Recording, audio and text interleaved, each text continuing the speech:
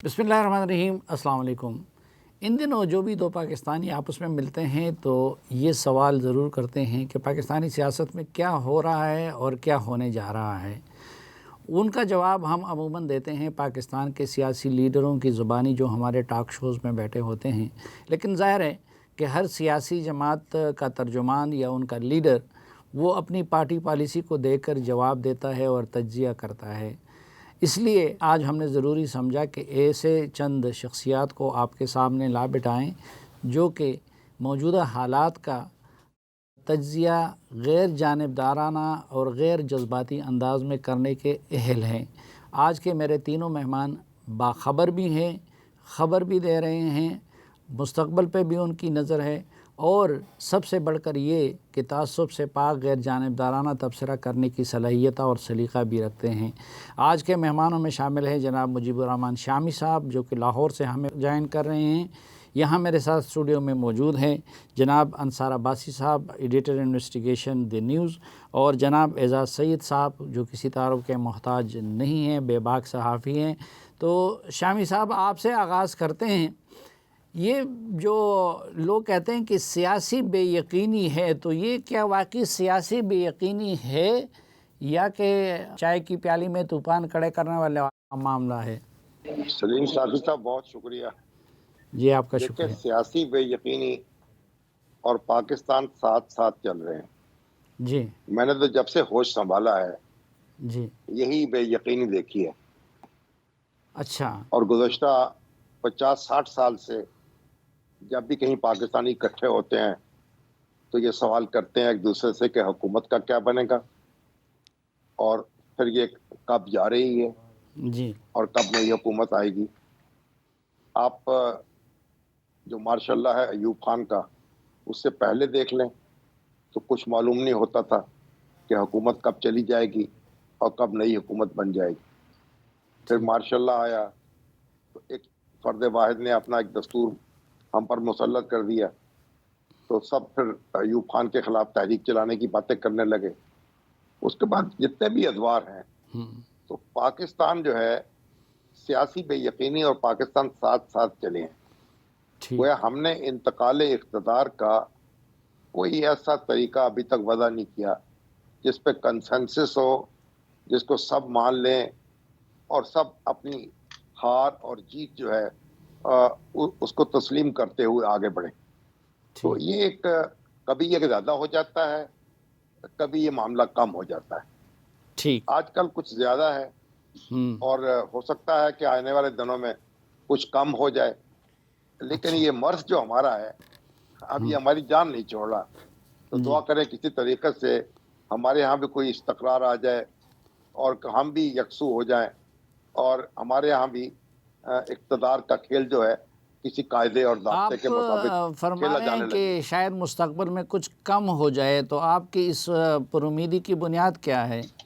بنیاد تو یہی ہے کہ یہ جو اس وقت نظام چل رہا ہے، سارے دھکے دینے کے باوجود اس کا کچھ بگاڑ نہیں پا رہے، اس لیے حکومت اپنی جگہ قائم ہے، اور اپوزیشن جو ہے اس کے ساتھ جو معاملہ ہے وہ بھی آپ کے سامنے ہے۔ اگر اپوزیشن جو ہے وہ کسی ٹھکانے لگ جائے تو حکومت شاید اپنی مدت پوری کر لے، اسی سے امید ہو سکتی ہے، اور یا ان کے درمیان کوئی کنسنسس ہو جائے، کوئی بات چیت ہو جائے، کوئی ایک دوسرے کو تسلیم کرنے کا جذبہ پیدا ہو جائے، تو تب ہم کوئی خیر کی خبر سن سکتے ہیں۔ ٹھیک۔ انصار بھائی صاحب، یہ اکثر لوگ کہتے ہیں کہ جی حالات پہلے بھی خراب ہوتے لیکن ایسے خراب کبھی نہیں تھے جس طرح آج کل ہے، آپ اس سے اتفاق کرتے ہیں؟ دیکھیں، اس میں ایک تو جو بیک گراؤنڈ بتایا شامی صاحب نے اس سے میں اگری کرتا ہوں۔ ویسے آئیڈیل پولیٹیکل سٹیبلٹی والی سچویشن پاکستان میں شاید کبھی بھی نہیں ہوئی، لیکن میں ایک بات، میرا ویو تھوڑا سا ڈفرینٹ ان سے یہ ہے کہ پولیٹیکل انسٹیبلٹی کا جو اصل تعلق ہوتا ہے وہ اسٹیبلشمنٹ کے رول سے ہوتا ہے۔ ٹھیک۔ حکومت جو الیکٹڈ گورنمنٹس جس طرح بھی الیکٹڈ ہو، ہائیبرڈ ہے یا کسی بھی طریقے سے کنٹرول ڈیموکریسی پاکستان میں رہی، ابھی ہم کہتے ہیں کہ ہائیبرڈ نظام آ گیا، اس سے پہلے سلیکٹڈ تھا، سب کچھ یہ سب حقیقتیں ہیں جو ہم سب جانتے ہیں۔ تو جس وقت تک اسٹیبلشمنٹ سٹنگ گورنمنٹ کے اگینسٹ نہیں ہوتی تو انسٹیبلٹی اس ٹائپ کی نہیں ہوتی کہ آپ کو یہ ڈر ہوتا ہے گورنمنٹ گئی, کس وقت گورنمنٹ جائے گی, کس وقت گورنمنٹ جائے گی, کیا گورنمنٹ چلے گی. ریئل انسٹیبلٹی وہ والی ہوتی ہے. اور اس گورنمنٹ کی جو اسٹرینتھ ہے, حالانکہ آپ کو پتہ ہے کہ سب سے زیادہ سیٹیں پی ٹی آئی نے جیتیں, پاکستان پیپلز پارٹی اور پی ایم ایل این کو ملا کے بٹھایا گیا, اور ظاہر ہے پی ایم ایل این ایک مائنارٹی, ادروائز تو مائنارٹی گورنمنٹ ہے اس طرح سے دیکھا جائے, بیکاز پیپلز پارٹی گورنمنٹ میں شامل نہیں ہوئی.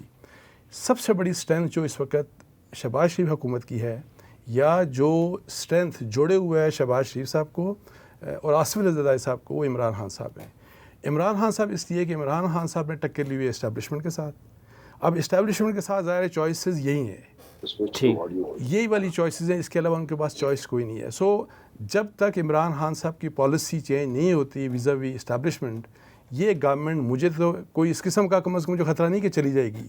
خطرہ اگر ان کو ہے, ان کو بھی اور اسٹیبلشمنٹ کو بھی, وہ پرفارمنس سے ہے, اور وہ پرفارمنس ریلیٹڈ ٹو معیشت, اکانومی سے ریلیٹڈ.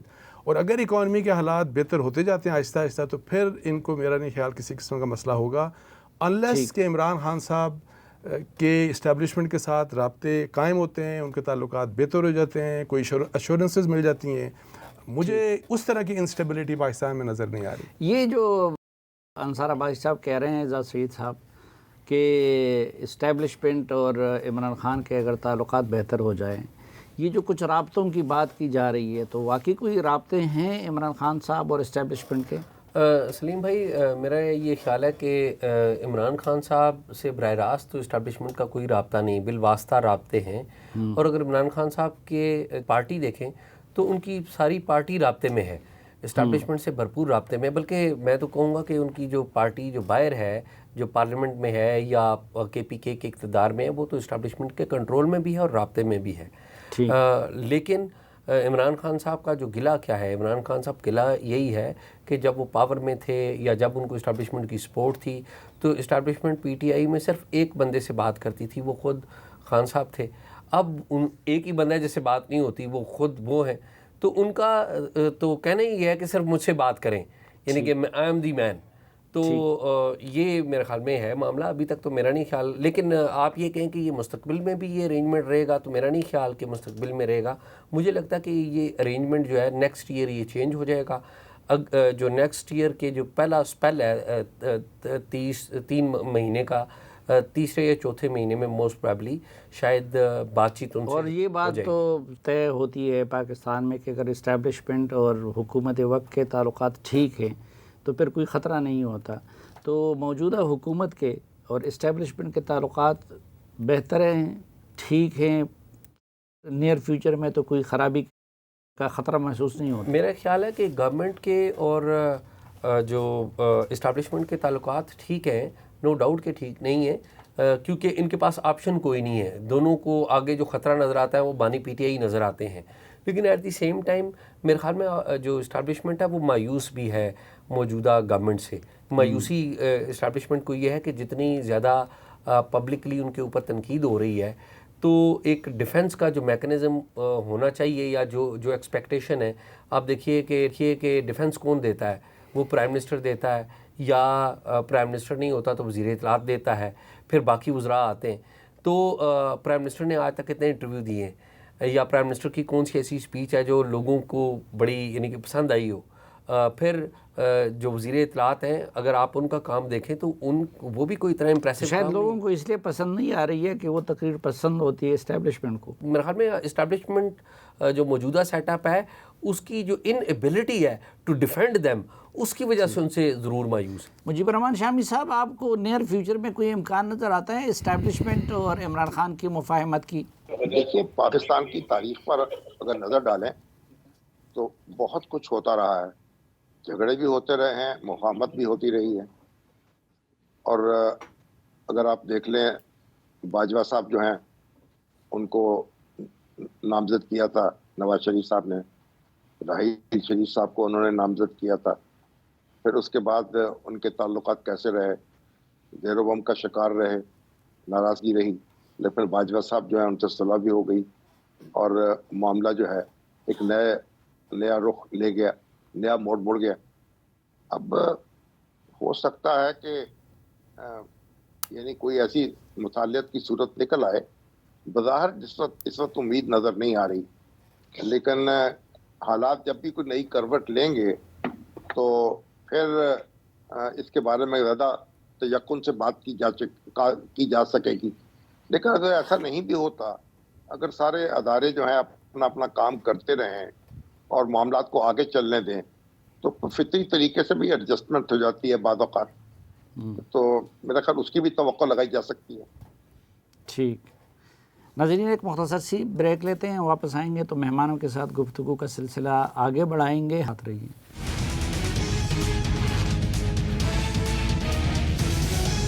एक बार फिर खुशामदीद आपको जरगे में। अंसारा भाई साहब, एक तो जो ये आम तासुर दिया जा रहा है बाज़ हलकों की तरफ से कि नवाज़ शरीफ और शहबाज शरीफ भी एक दूसरे से खुश नहीं है या एक पेज पे नहीं है, तो इसमें कोई वज़न है?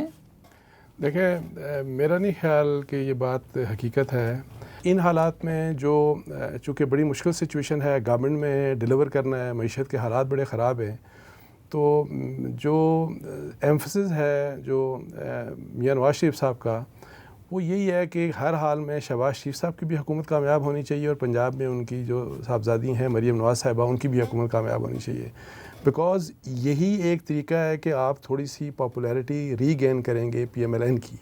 अदरवाइज़ ये सारा भी मामला चल रहे हैं ना, और जो आज भी हम देख रहे हैं, तो इससे तो दूसरी तरफ की तरफ सारी चीज़ें जा रही हैं। और फिर मैं और एक बात देख रहा हूँ कि जो जिस तरह इमरान खान साहब के बारे में जो एक अर्ज, पता नहीं होता कि आगे जाके, लेकिन हुकूमत की तरफ से बड़ा ज़ोर लगाया जा रहा है कि इनको फ़ौज के हवाले कर दें, इनकी हवालगी फ़ौज के हवाले हो जाए, इनका ट्रायल मिलिट्री ट्रायल हो जाए।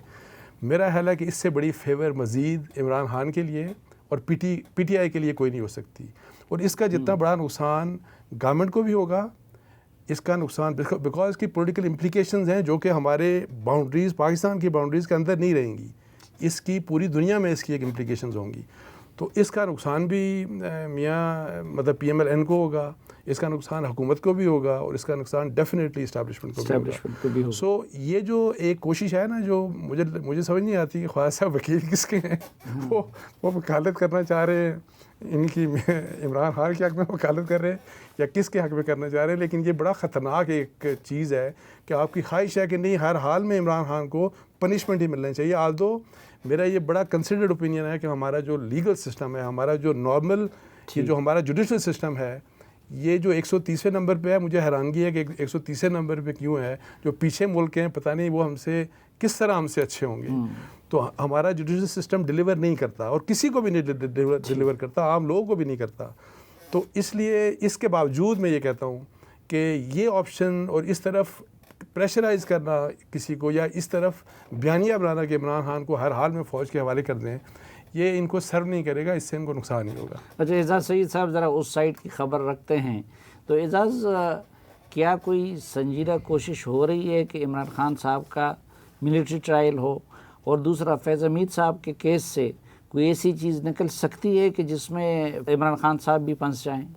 सलीम भाई, जो अगर आप ग्राउंड देखें तो मेरे ख़्याल में जो इस्टेब्लिशमेंट है उसकी एक इस वक्त जो तनाज़ा है वो अदलिया के साथ भी जारी है। और वो तनाज़ा क्या है, इस्टेब्लिशमेंट ये कहती है कि जी अदलिया जो है वो बानी PTI को बहुत ज़्यादा रिलीफ दे रही है। अब जो मेरी अंडरस्टैंडिंग है उसके मुताबिक यही है कि जो इस्टेब्लिशमेंट देख रही है कि अगर कन्विक्शन किसी भी सिविल कोर्ट से नहीं होती तो फिर ये अपने पास लेंगे केस, और जो बानी PTI हैं उनको 9 मई के मुकदमे में सज़ा देने की कोशिश करेंगे। लेकिन ज़्यादा इनकी कोशिश यही होगी कि सिविल कोर्ट ही सज़ा दे, क्योंकि उसके ऑप्टिक्स खुद, जिस तरह खार साहब ने कहा कि उसके ऑप्टिक्स खुद इस्टेब्लिशमेंट के लिए भी ठीक नहीं है। एक बात तो ये, दूसरी बात ये है कि जो फैज़ हमीद साहब के केस के बारे में बात की आपने, फैज़ हमीद साहब इस वक्त ज़ाहिर है कस्टडी में हैं, और हमारा यहाँ एक सलीम भाई एक बड़ा अलमिया भी बन गया है कि अब किसी की जेब भी कटी हुई है ना उस दौर में, वो भी फैज़ हमीद के नाम पर डाल रहे हैं। अगर कोई जुर्म देख लें वो फैज़ हमीद के, और लोग तलवारें निकाल के आज बाहर निकल के आ रहे हैं। और बड़े अफसोस की बात है कि जब ये लोग पावर में थे, या जब इतने ताकतवर ओहदों पर बैठे हुए जो लोग होते हैं, وہ اس وقت تو یہ کلمہ حق کہنے والے کوئی ہمیں نظر نہیں آتے. آج ایک انسٹیٹیوشن نے کہا ہے, ان کی اپنی انٹرنل ڈائنامکس ہے, اس کی وجہ سے آپ دیکھیں کہ وہ کسی نے کہہ دیا جی کراچی میں ایک قتل ہوا تھا, اس کی ذمہ داری بھی فیض حمید صاحب. میں کو فیض حمید صاحب سے میں کبھی ملا بھی نہیں ہوں, نہ میں ان کا کوئی ترجمان ہوں, لیکن میں دیکھ کے حیران ہوتا ہوں کہ یہ سارے لوگ اس وقت کدھر تھے. صرف دیکھیے اگر آپ گراؤنڈ پہ دیکھیں تو ایک بندے نے اس وقت ریزسٹنس کی تھی, باقی ظاہر ہم جرنلسٹ ہیں, انصار صاحب بھی جو خبریں تھیں وہ سارے ہم دے رہے تھے, لیکن ریزسٹنس اگر کس بندے نے کی تھی وہ ایک بندہ تھا جس نے جینون ایک ریزسٹنس کی, اور اس کی وجہ سے میں ذاتی طور پہ ان کا احترام کرتا ہوں, اور وہ ابصار عالم تھے. آپ دیکھیں وہ بڑے جو جس پوزیشن پہ بھی تھے انہوں نے ریزسٹ کیا, اور بعد میں جب وہ نکلے بھی تو وہ نام لے کر اعتراض کرتے تھے جب یہ سارے پاور میں تھے, اور پھر ان کو گولی بھی لگی. میں آئی پرسنلی رسپیکٹ کہ اگر ابصار عالم کوئی تنقید کرتے ہیں, اب ان کے پاس ہے اخلاقی جواز, ان کے پاس پورا اخلاقی جواز ہے. اب باقی لوگ آپ دیکھیں شام رات کو 8 بجے کے ٹی وی شوز دیکھ لیں, 10 بجے کے ٹی وی شوز دیکھ لیں, لگتا ہے کہ اس ملک میں ایک ہی بندہ ہے, وہ مسائل کی جڑ تھا, ملک کی معیشت خراب تھی تو اس کی وجہ سے تھی, ملک میں جرائم ہو رہے تھے تو اس کی وجہ تھے. بھئی جب وہ پاور میں تھا آپ کدھر بیٹھے ہوئے تھے؟ اس میں ایک بات ایڈ کروں گا. دیکھیں پولیٹیشینز کو بھی یہ کام نہیں کرنا چاہیے اور بہت زیادہ کر رہے ہیں, لیکن ہم صحافیوں کو تو بالکل ہی سوٹ نہیں کرتا. ہمارا کام تو دیکھیں یہ ہے کہ ہم فیکٹس بیان کریں, اور اعزاز نے ان کے سورسز ہیں اور میرے اور شاید اعزاز سے زیادہ آپ کے سورسز ہوں گے اسٹیبلشمنٹ میں. میری جو آج تک کی جو اطلاعات ہیں نا, میں آپ کو بتاؤں جو لیٹسٹ میری اطلاعات جو میں نے کل پرسوں کا چیک کیا ہے, میں 9 کے حوالے سے ابھی تک ان کے بارے میں کوئی چیز کنفرم نہیں ہے. ٹھیک. اور میوٹینی کے بارے میں ابھی تک ان کے بارے میں کوئی چیز کنفرم نہیں ہے. ابھی تک جو چیزیں کنفرم ہیں وہ یہ ہیں کہ آپ نے پولیٹیکلی ٹاپ سٹی اور پھر سیاسی جو آپ معاملات آپ کے جو بہت زیادہ انٹرفیئرنس اور مشاورت یہ وہ کہ ہاں یہ کر دیں وہ کر دیں. یہ انٹرفیئرنس یہ ہے کہ آفٹر ریٹائرمنٹ دیکھیں جو ان کی سروس کے دوران جو بھی مداخلت ہوتی رہی نا پاکستان کی ہسٹری میں ہوتی رہی ہے, وہ جو انسٹیٹیوشنل انٹرفیئرنس ہے نا, اس کے اوپر تو اگر آپ کسی کو پکڑیں گے نا تو پھر تو ایک پنڈورا باکس کھلے گا, اس کی طرف کوئی بھی نہیں کبھی دیکھے گا. اور وہ تو یہ تو انڈیویجول وہی جو ریٹائرمنٹ کے بعد کا جو معاملہ تھا, اور ریٹائرمنٹ کے بعد اس پولیٹیکل پارٹی کے ساتھ جو کہ ڈائریکٹ اٹیک کر رہی تھی فوج کے اوپر اور فوج کی ٹاپ کمانڈ کے اوپر. تو اس لیے میں یہ کہتا ہوں کہ ہم صحافیوں کو کم از کم یہ ضرور احتیاط کرنی چاہیے کہ میرا غصہ دیکھیں میں آپ کو نہیں پسند کرتا ہے, آپ مجھے پسند نہیں کرتے, کوئی شرم ہوتی ہے کوئی حیا ہوتی ہے. دیکھیں یہ نہیں ہونا چاہیے کہ جو میرے دل میں آئے بس آپ چونکہ پکڑے گئے ہیں نا تو میں نے آپ کو چھوڑنا نہیں ہے. یہ بڑی ناجائز بات ہے اور انفیئر بات ہے. اچھا ویسے انصار صاحب ایک اور بات بھی, یعنی کہ ہمارے جرنلسٹ تو ہیں ہی ہیں نا, یعنی کہ وہ ان سے جب وہ پاور میں تھے تو ان سے ملنے جایا کرتے تھے ان کے دفاتر میں, پتہ نہیں کیا کچھ لوگ ایسے بھی ہیں جو وہاں پر جا کے ملنے میں کوئی قباحت نہیں ہے, لیکن یہ کہ آپ نے ادھر جا کے ان کے ہاں میں ہاں ملائی ہیں, آپ ان کے لیے استعمال ہوئے ہیں یا کہ نہیں, آپ نے بطور رپورٹر صرف ان سے کچھ معلومات حاصل کرنے کی ملنے میں ایک بات نہیں, آپ بالکل ٹھیک کہہ رہے ہیں, لیکن میرا پوائنٹ یہ ہے کہ اس میں کچھ ایسے تھے جو ان کی ہاں میں ہاں بھی بلاتے تھے, کچھ ایسے تھے جو وہاں پر جا کے ان کے پاؤں کو ہاتھ لگا کے معافیا مانگتے رہے اپنے مفاد کے لیے, کچھ ایسے تھے جو کہتے تھے آپ ہمیں حکم دیں ہم جیسا آپ کہیں گے ویسا کریں گے. اور یہ سیاستدان بھی ہیں ہمارے ایسے جو, اور آج وہی سیاستدان اور وہی صحافی جو اس وقت جسے کہتے ہیں لائنیں لگا کے ان کے دفاتر میں ان کے حکم کی تعمیل کرتے تھے, آج وہی دیکھیں ان پر تنقید کر رہے ہیں اور کسی کو کوئی یعنی کہ اخلاقی قدر ہی نہیں ہے کہ ماضی میں وہ کیا کرتے رہے. ایسا کوئی نہیں تھا جو جا کے ان کو حق کی نصیحت کرتا.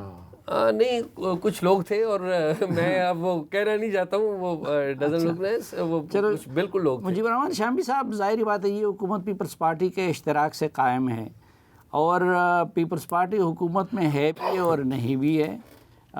وہ کہتے ہیں ہم نے تو صرف ریاستی عہدے لیے ہوئے ہیں, لیکن ظاہری بات ہے وہ بھی حکومت ہے.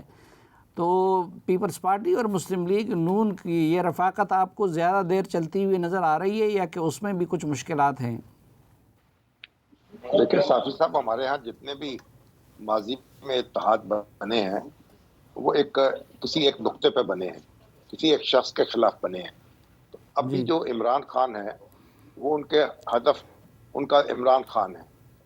جب تک وہ موجود رہیں گے اس وقت تک پیپلز پارٹی اور مسلم لیگ نون جو ہیں وہ بھی ایک دوسرے کے ساتھ چلتی رہیں گی. یہ مشترکہ دشمن کے مقابلے میں یہ سب اکٹھے ہوئے ہیں، اور اگر وہ مشترکہ دشمن جو ہے وہ کمزور ہوگا یا منظر پہ اس طریقے سے نظر نہیں آئے گا تو تبھی ان کے تضادات ابھر کے سامنے آئیں گے۔ تو جب تو ماضی ہمیں یہی بتاتا ہے کہ عمران خان صاحب کیونکہ پوری طاقت سے موجود ہیں، اپنے وجود کا احساس دلا رہے ہیں، اس لیے میرا نہیں خیال ہے کہ کوئی سیاسی جماعت جو ہے یعنی مسلم لیگ نون یا پیپلز پارٹی وہ ایک دوسرے سے کوئی محاذرہ شروع کر سکتی ہیں یا ایک دوسرے کے خلاف سفارہ ہو سکتی ہیں۔ تھوڑی تھوڑی باتیں ہوتی رہیں گی، دباؤ بڑھایا جاتا رہے گا، کچھ اپنے مفادات کے حصول کے لیے ایک دوسرے کو تھوڑا تنگ کیا جاتا رہے گا، لیکن گاڑی اسی طرح چلتی رہے گی۔ تو بنیادی مسئلہ اس وقت جی فرمائیے۔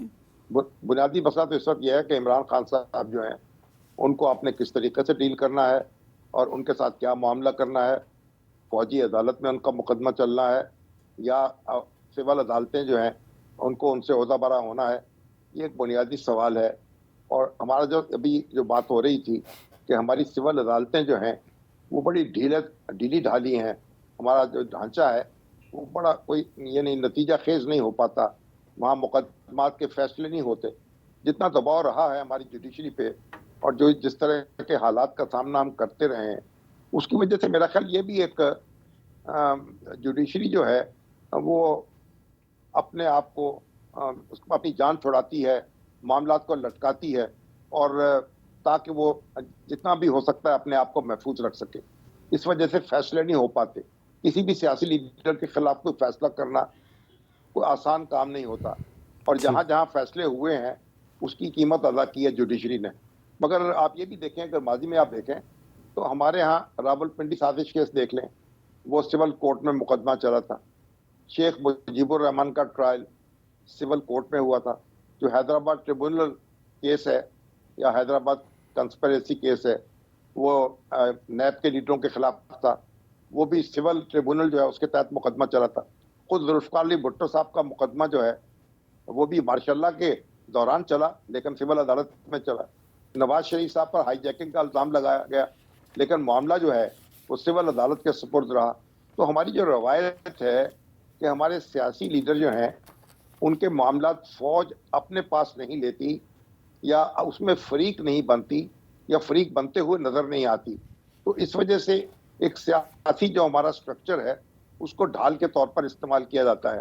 تو اب اگر خاصا یہ بھی جو عباسی صاحب بھی کہہ رہے تھے کہ یہ اگر خان صاحب کو آپ ملٹری کورٹ میں ٹرائی کریں گے تو ان کو اس کا ایک بڑا ایڈوانٹیج ہوگا، اور پھر ان کو اپنا دفاع کرنا اور پوری دنیا میں اپنا موقف پیش کرنا جو ہے وہ بڑا آسان ہو جائے گا۔ تو ہماری جو میرا خیال تو معاملات جو ہیں جو بھی ہے، ہم جس طرح کے ہمارا ڈھیلا ڈالا سسٹم ہے نہیں، ملٹری کورٹ تو مناسب نہیں ہوگا، لیکن اس وقت جو انصار بھائی صاحب نے اس کی طرف اشارہ بھی کیا کہ اسٹیبلشمنٹ اور عدلیہ کے جس طریقے سے تعلقات ہیں تو کیا عدلیہ سے ماضی جیسا کام لیا جا سکتا ہے؟ اب یہ دیکھیے، یہ تو دیکھیں نا، کثرت استعمال سے بہت سی چیزیں جو ہیں وہ اس طرح کارآمد نہیں رہتی۔ تو اب عدلیہ جو ہے اس کے اندر بھی ایک باہر جذبہ موجود ہے اپنے آپ کو اسرٹ کرنے کا یا اپنی ساکھ جو ہے اس کو بحال رکھنے کا یا قائم کرنے کا۔ تو میرا خیال اس سے توقعات بھی بہت زیادہ نہیں لگانی چاہیے، لیکن کوئی نا امید بھی نہیں ہونا چاہیے۔ بات یہ ہے کہ اگر آپ جو بھی نظام ہے ہمارا سول سٹرکچر جیسا بھی ہے اس کے ہم بینیفیشریز بھی ہیں، اور جو نقصانات ہیں ان کو بھی ہم بھگت رہے ہیں بحیثیت قوم کے۔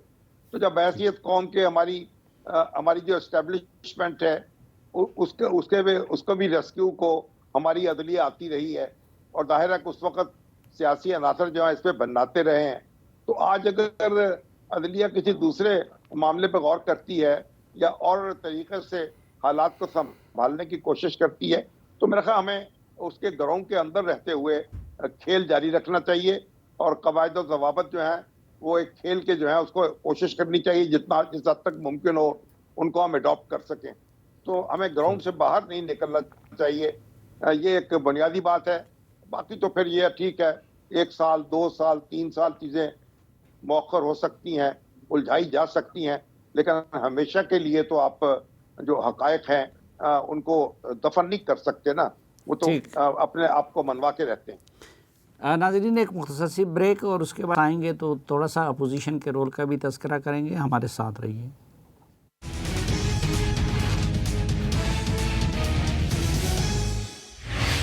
ایک بار پھر خوش آمدید آپ کو جرگے میں. انصار اباسی صاحب، اس بات کا کوئی امکان ہے کہ پی ٹی آئی عوامی طاقت کے ذریعے حکومت کو گرا دے؟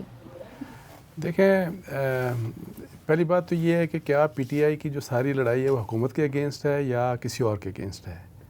ان کی حکومت کے اگینسٹ لڑائی ہے ہی نہیں. بیسیکلی تو ان کی لڑائی پنڈی میں ہے، ان کی اسٹیبلشمنٹ کے اگینسٹ لڑائی ہے. اور مئی 9 میں ہم نے دیکھا. اب یہ ہے کہ مئی 9 کا جو ایکسپیرینس ہے ان کا اپنا، ظاہر ہے وہ بغاوت کی ایک کوشش تھی، اس میں کوئی شک نہیں. مطلب ہے کہ جو مرضی کہیں کہ سی سی ٹی وی لے کے آئیں، یہ ایک فیکٹ ہے کہ جو لوگ تھے ظاہر ہے پی ٹی آئی کے لوگ تھے، اور اس کے پیچھے سازش تھی یا نہیں تھی، میرے اور آپ کے پاس وہ ثبوت ہو سکتا ہے نہیں ہو، لیکن ایک بیانیہ تھا 1-1.5 سال کا جس کی وجہ سے لوگ غصے میں تھے. اور پی ٹی آئی کے کسی بھی فالوور سے، کسی بھی ووٹر سپورٹر سے پوچھیں نا آپ فوج کے حوالے سے یا فوج کی لیڈرشپ کے حوالے سے، آپ کو پتہ چل جائے گا کہ ان کا مائنڈ سیٹ کیا ہے. سو بغاوت کا مطلب یہ ہے کہ حکومت کا تو وہ کچھ نہیں کر سکتے. جو ابھی بھی شامی صاحب کہہ رہے تھے نا کہ ایک پیج کے اوپر پاکستان پیپلز پارٹی اور ان کی پی ایم ایل این کی ایک پیج اس سے زیادہ امپورٹنٹ ہے. Pakistan Peoples Party, P M L N, establishment, یہ تینوں ایک پیج کے اوپر ہیں. اور اس پیج کو جو ایک یکجا رکھنے کی جو ذمہ داری ہے وہ طاقتور لوگوں کے پاس ہے. اور آپ بے شک اسٹیبلشمنٹ آپ دیکھ لیں کہ کیا ویو ہے پرائم منسٹر کا، کیا پریزیڈنٹ کا ویو ہے. آپ ان کو آپ دیکھا کریں ایکچولی کہ یہ کیا کہہ رہے ہیں، کس قسم کا ان کی پوسچرنگ کیا ہے.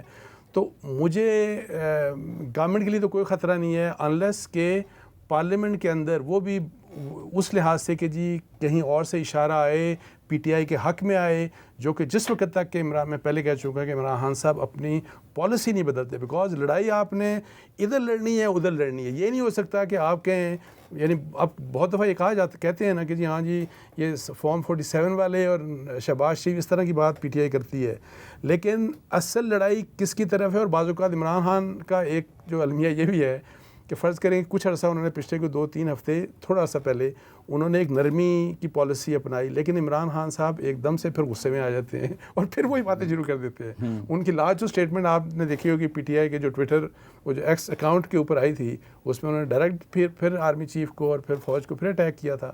سو جب تک عمران خان صاحب یہ پالیسی تبدیل نہیں کرتے اور پھر سی بی ایمز فوج ریلیٹڈ، اور دیکھیں فوج کا ایک جینوئن کنسرن ڈیفینیٹلی ہے. آپ فوج اسٹیبلشمنٹ کو کرٹیسائز کریں، میرا خیال ہے کوئی مسئلہ نہیں ہوگا اتنا زیادہ، لیکن اگر لوگ یا ایک پولیٹیکل پارٹی کی فالوئنگ جو ہے وہ فوج کو اوپر، فوج کے متعلق جس قسم کی کیمپینز اور جس قسم کا ویو، اگر آپ فوج کے اگینسٹ ویو رکھتے ہیں اس طرح، وہ کنسرن ڈیفینیٹلی ان کا ہوتا ہے. تو اس لحاظ سے عمران خان صاحب جب تک اس چیز کو ٹھیک نہیں کریں گے، مطلب سی بی ایمز کے ذریعے پھر سوشل میڈیا کو کنٹرول کرنے کے لیے، اور واقعتاً جو لوگوں میں، ان کے لوگوں میں جس قسم کی نفرت انہوں نے فوج کے اگینسٹ پیدا کی ہے، وہ نفرت جب تک ختم نہیں ہوگی، میرا نہیں خیال کہ دوسری طرف سے کسی بھی قسم کی نرمی ہوگی. اور دوسرا، آرمی چیف کے حوالے سے جو ایک امپریشن ہے وہ بلیک اینڈ وائٹ میں چیزوں کو دیکھتے ہیں، وہ گرے میں زیادہ چیزوں کو نہیں دیکھتے. اور یہاں پہ ان کا ایک ایکسپیرینس ہے، مطلب in case of Imran Khan ان کا اپنا ذاتی ایکسپیرینس ہے، ایک پاسٹ ہے جس میں ان کا ذاتی ایکسپیرینس بھی ہے، پھر مئی 9 بھی ہو چکا. تو اس لحاظ سے یہ ذرا مجھے نہیں لگتا کسی قسم کا حکومت کے لیے there is absolutely no danger. Martial law کا کوئی خطرہ ہے؟ نہیں، مارشل لاء کا بھی دیکھیں، مارشل لاء کا کوئی خطرہ نہیں. اور جوڈیشری کا بھی دیکھیں کہ فیصلہ دیا ہے انہوں نے، یہ جو مخصوص نشستوں والا، دیکھیں اس میں پولیٹیشنز کی سمارٹنس دیکھ لیں کہ وہ پارلیمنٹ کو استعمال کر لیا انہوں نے. یعنی وہ امپلیمنٹ نہیں کروانا چاہ رہے تھے، اسٹیبلشمنٹ بھی اس فیصلے سے خوش نہیں تھی، لیکن طریقہ آپ نے ایسا نکالا کہ پارلیمنٹ کے اگینسٹ کیا ایکشن ہو سکتا ہے؟ کوئی ایکشن نہیں ہو سکتا. وزیر اعظم کچھ نہیں کر رہا، یعنی وہ کچھ نہیں. سو پارلیمنٹ، سو اس لحاظ سے مارشل لاء کے ویسے بھی حالات بھی نہیں ہیں، اس قسم کے بھی نہیں حالات. اور پھر مجھے بتائیں نا مارشل لاء کی کیا ضرورت ہے جب پرائم منسٹر میں اور آرمی چیف میں مطلب ہے کہ بیسٹ آف ریلیشن شپ ہیں، اور یہی کیمسٹری تھی 16 مہینے والی پی ڈی ایم کی گورنمنٹ کی، جس کی وجہ سے یہ سارا سیٹ اپ بنا اور چلا ہے آگے. تو یہ مجھے نہیں لگ رہا یہ اسی طرح چلیں گے معاملات.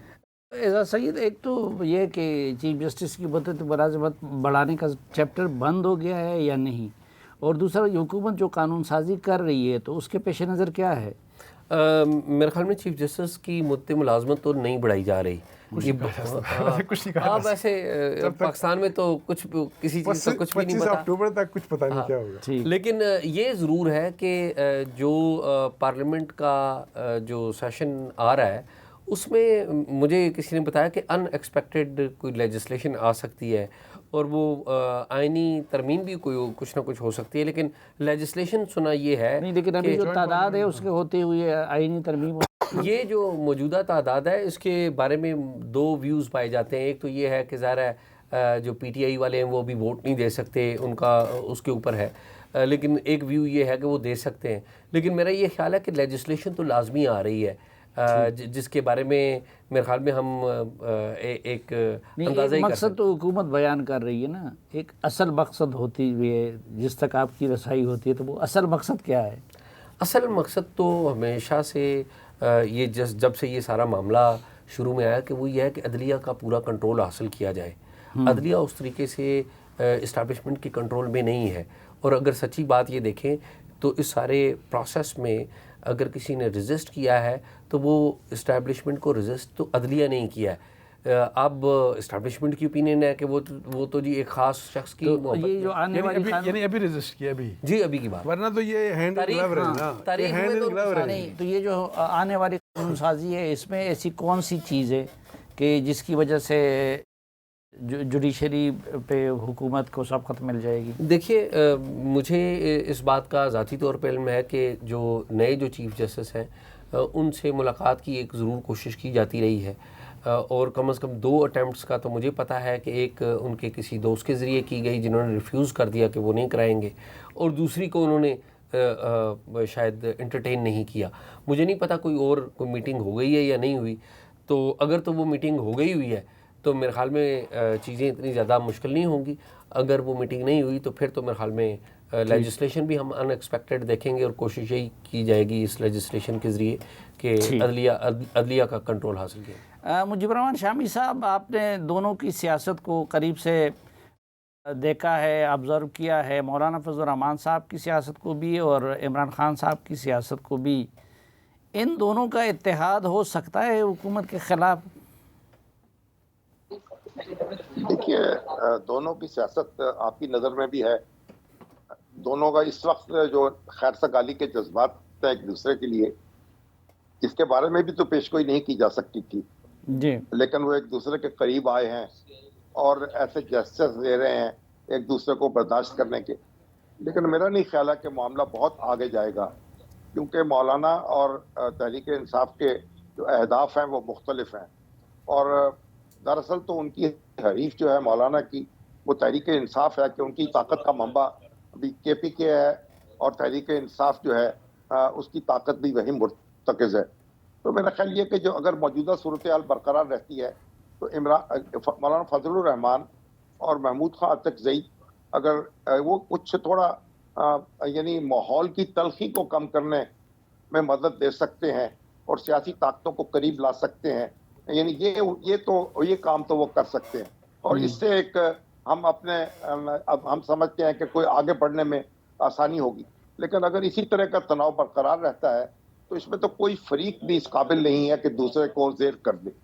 یہ اسٹیبلشمنٹ اور جو موجودہ حکومت ہے ان کو پی ٹی آئی زیر نہیں کر سکتی، اور کسی کے بس میں نہیں ہے کہ اس حکومت کو ایک یعنی غیر دستوری طریقے سے اس کو بدل دے. یہ حکومت تو قائم رہے گی. اور اسی طریقے سے اگر پی ٹی آئی اپنے معاملات پہ اپنے پتے سے دوبارہ نہیں پھیٹتی اور کوئی ایسا سازگار ماحول پیدا کرنے کی کوشش نہیں کرتی تو پھر اس کی انرجی جو ہے وہ کوئی یعنی رضیہ کے ثابت نہیں ہو سکے گی. تو میرا خیال اگر معاملات جوں کہ توں چلتے رہیں گے تو پھر فریقین جو ہیں ان کو ایک دوسرے کو برداشت کرنا پڑے گا یا ایک دوسرے کو تحقیق نہیں کر سکیں گے. اور اسی طریقے سے گزشتہ یعنی آئندہ جو چند سال ہیں وہ ہمیں دیکھنا پڑیں گے، اور اونچ نیچ ہوتی رہے گی، نشیب و فراز آتے رہیں گے، لیکن طاقت کا توازن جو ہے وہ درم برم نہیں ہوگا. بہت شکریہ مجیب الرحمان شامی صاحب، جناب انصار عباسی صاحب اور اعزاز سید صاحب ہمیں وقت دینے کے لیے. ناظرین دعا کے ساتھ کہ آپ جہاں بھی رہیں امن سے رہیں، خوش رہیں. آج کے جرگے سے اجازت چاہتا ہوں. اللہ حافظ.